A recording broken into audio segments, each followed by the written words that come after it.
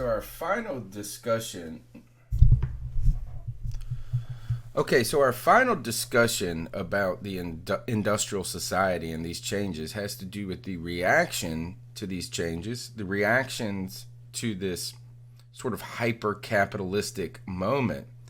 And ultimately, we're going to ask this question: what were the societal reactions to the accumulation of immense sums of wealth for some and the desperate economic conditions of the many?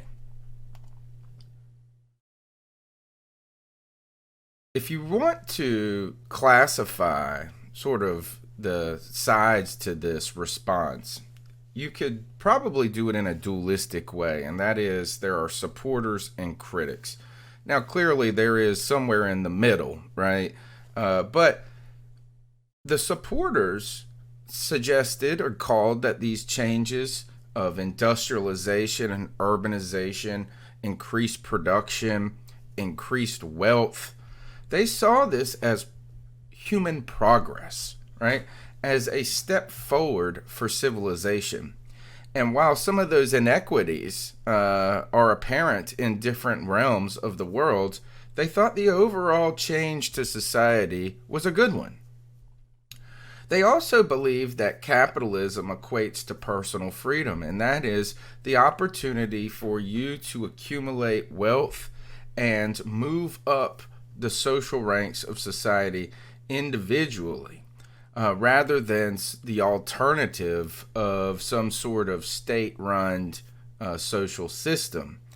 And the people who succeeded in this world of business and industry, in this quickly changing industrialized world, they were seen as titans of industry, the victors, not to be criticized, but to be celebrated. On the other hand, there were a group of people in society who saw this as a social regression. John Whittier in 1876 refused to go and see some of these technological advancements at Machinery Hall at the Centennial Exposition because he described this as the snake in the Garden of Eden.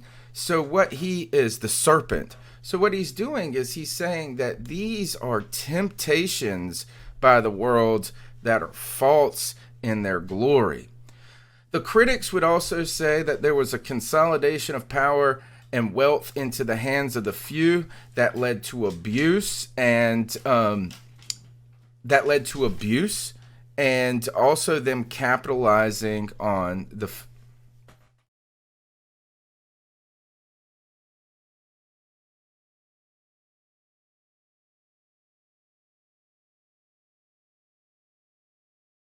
The critics would also point to the disparity of wealth, and that is the consolidation of power and wealth in the hands of the few, and how that influenced the political system and the social system in benefit.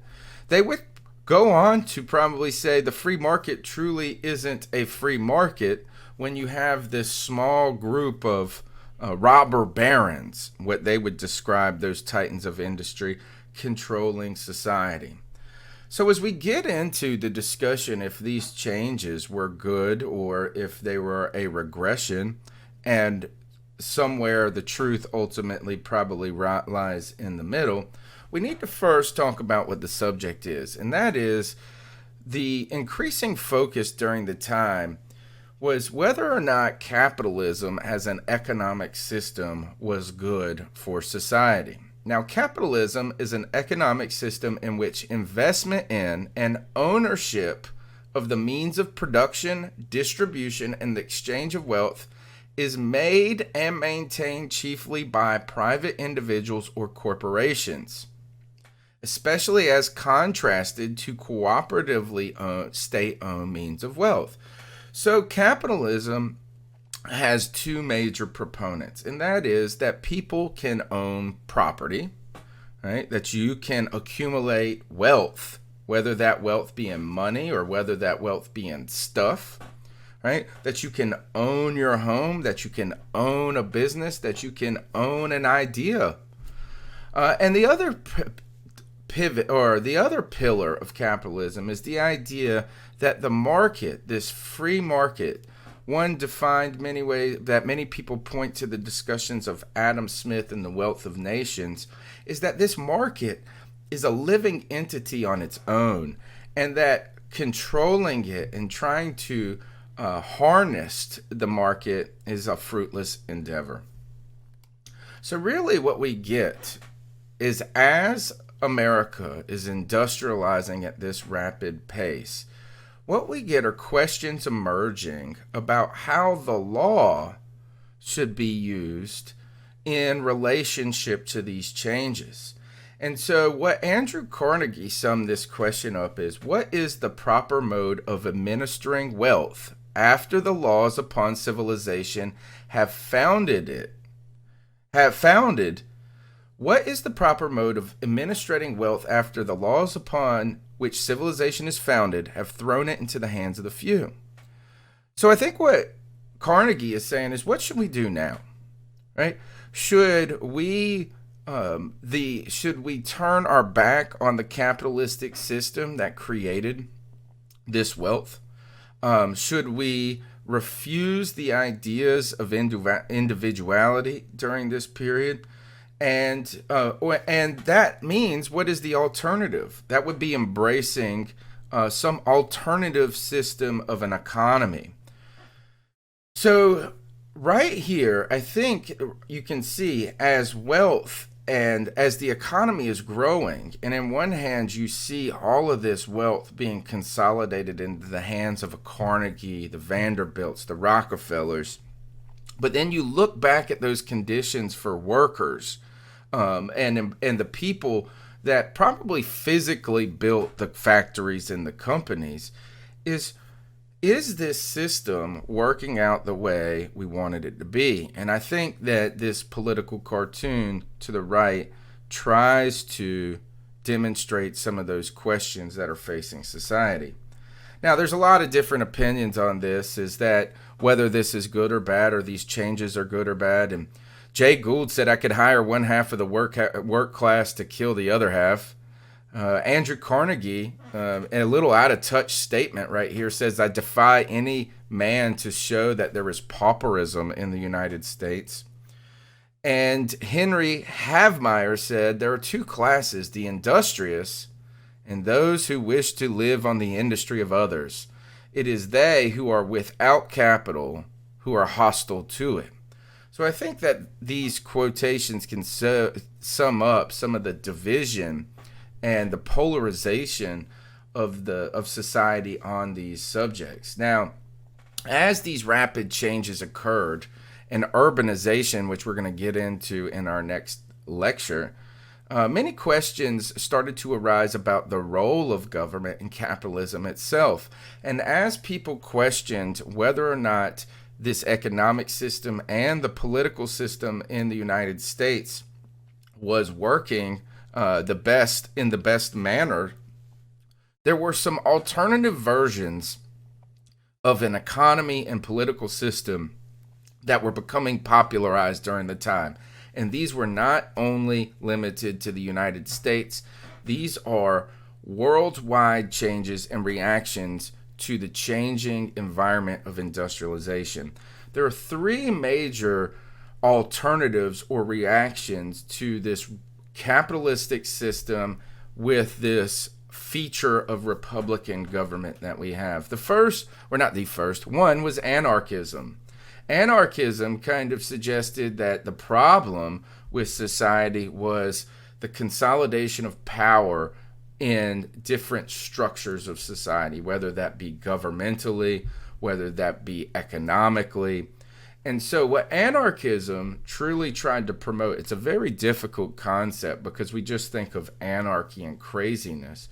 But really what the idea was is that a focus on individual freedom and choice. Now, whether or not this is a pragmatic opinion about how the world should operate, I couldn't tell you. Now, in fact, and let's just continue with anarchism. Leon Kozlov, who was a self-proclaimed anarchist, he saw not the problems just with the economic system, but anarchists also saw the roots of the problems in the political system. Leon Kozlov is the assassin that he assassinated President McKinley. And if you think of President McKinley, you should think of someone who is a vast supporter in these industrial changes and the expansion of capitalistic practices in American society. And what Leon Kozlov said after he assassinated McKinley and being interviewed, I don't believe in the Republican form of government. I don't believe in the Republican form of government, and I don't believe we should have any rulers. So this is, if anything, I don't know if anarchism can be seen as a replacement for what was going on, but I do believe that you could see it as a reaction to the changes. And Leon Kozlov ultimately felt helpless in this world, economically and politically. And there's a really, there are some psychological components that are reflected in this anarchist view to these changes. Lucy Parsons, whose husband was part of the Haymarket Square incident and was one of the people that was hanged in reaction to these events, she was a self-proclaimed anarchist, and she was attacking the political and economic structures in America. And she said, do you wonder why there are anarchists in this country, in this great land of liberty, as you love to call it? Go to New York. Go through the byways and the alleyways of that great city. Count the myriads of starving. Count the multiplied thousands who are homeless. Number those who work harder than slaves and live on less and have fewer comforts than the meanest slaves. You will be dumbfounded by your discoveries. You have paid no attention to these poor, save objects of charity and commiseration. They are not objects of charity. They are victims of rank injustice that permeates the system of government and of political economy that holds sway from the Atlantic to the Pacific. This is the line, I think, that really highlights what the anarchist position was, is that these changes are not solely an economic component. Instead, they have to do with power and injustice in their minds. Right? Another reaction to this moment in world history and American history and this emergence of industrialization was socialism. And this was becoming a popularized view in the late 19th century and into the 20th century. And we can see that it will continue to be prevalent in many of the discussions going forward.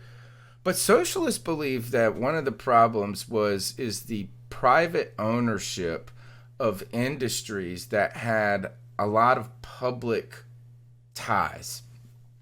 So socialism called instead for a factory or a business being owned by an individuals or a small group of individuals, that it be collectively owned by the workforce that works it. And even on a larger scale, socialism proclaimed that certain industries should just be owned by the state entirely. Eugene Debs is the most famed. He's the most famed socialist in American history. And what Eugene Debs calls for is, he says this, is that here's the position of the socialist at the time. And so think of this in the context of someone who is living in an era where they see a lot of the disparity in economic circumstances that we've highlighted. And they say this, is that how is it that this guy benefits, an Andrew Carnegie, a Gould, a Rockefeller, at really the sacrifice of all these other people, their safety, their well-being, and their economic circumstances. So the alternative to capitalism, he suggested, is take possession of the mines in the name of the people. The coal mine be owned by the state. Set the miners at work and give every miner the equivalent of all coal he produces. So reward him based on his productivity.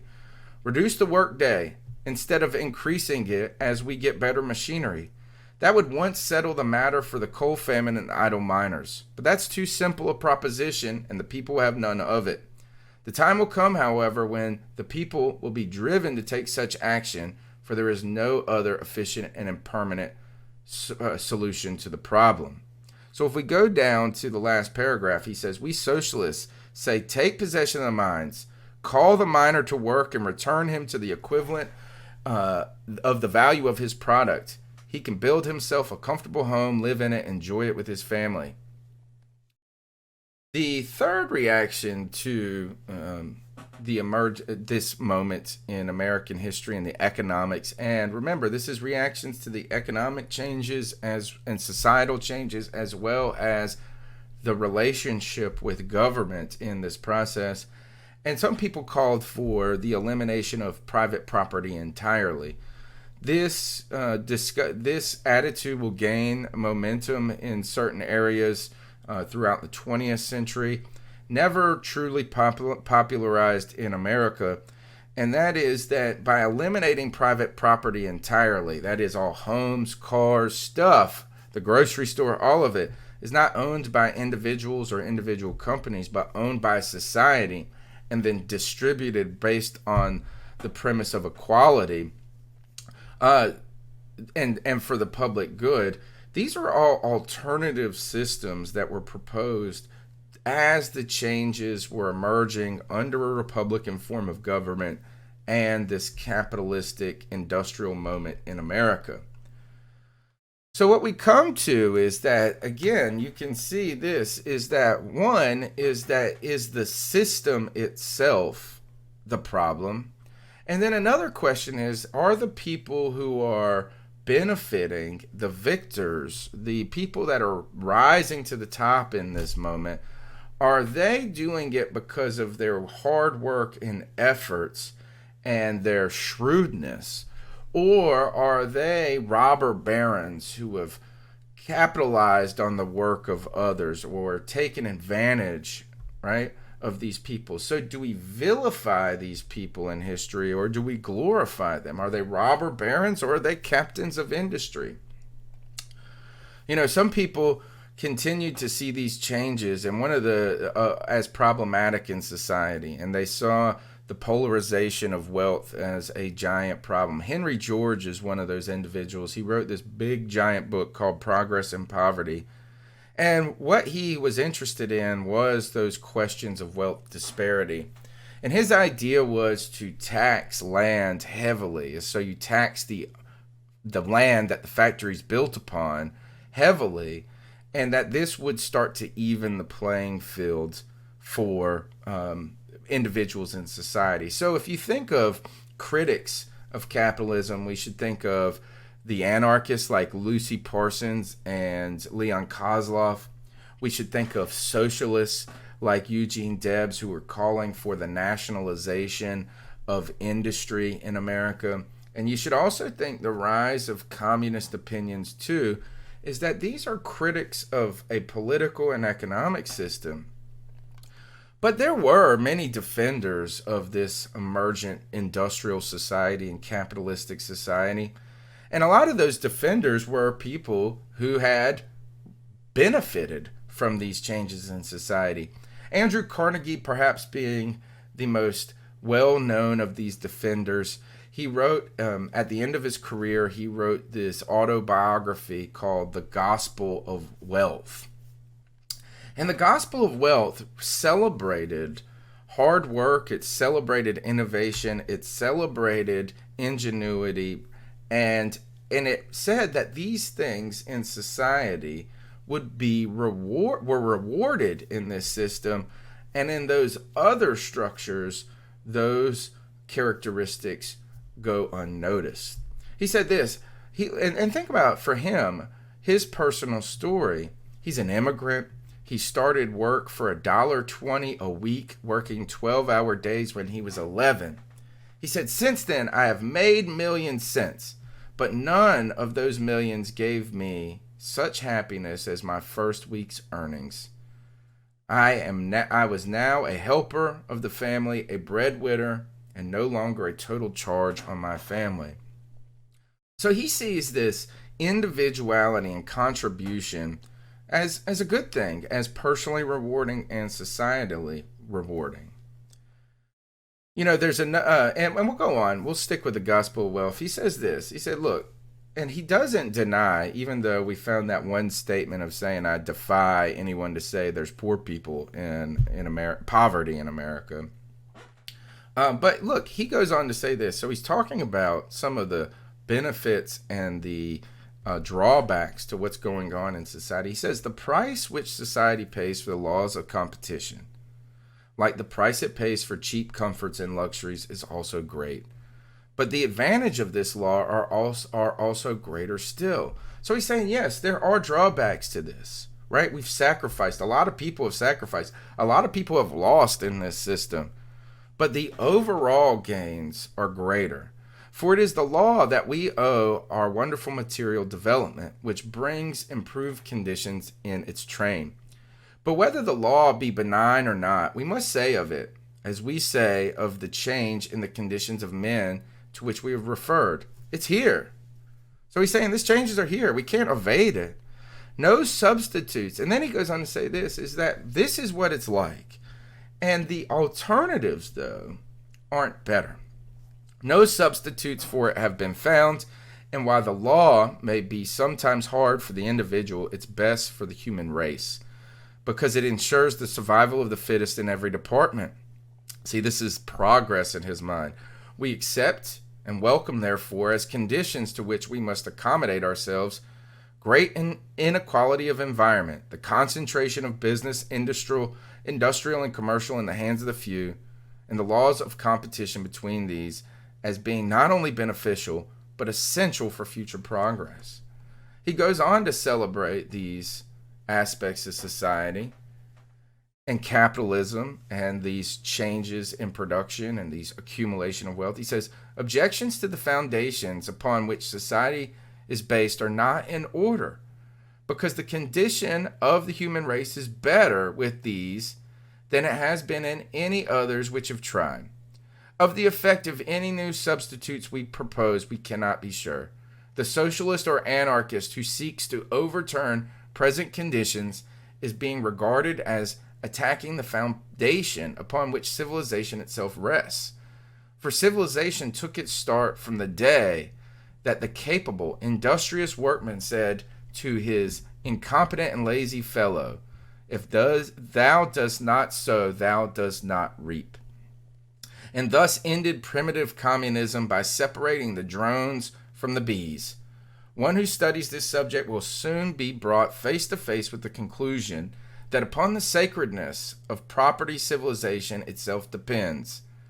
The right of the laborer to his $100 in his savings banks, and equally the legal right of the millionaire to his millions.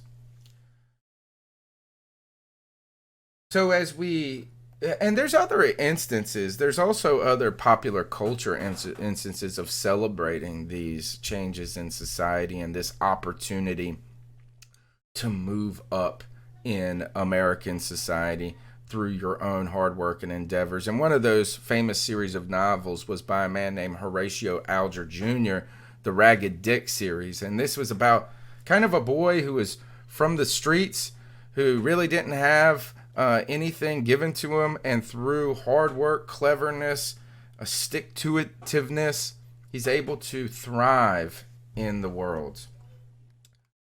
Now, a lot of people also, particularly Andrew Carnegie, also understood, though, that while they were successful in their industries, and while they were the benefactors of this economic and political system, they also understood, too, that they had a historical reputation that would be considered. Would history look back at them as robber barons or capitalist philanthropists?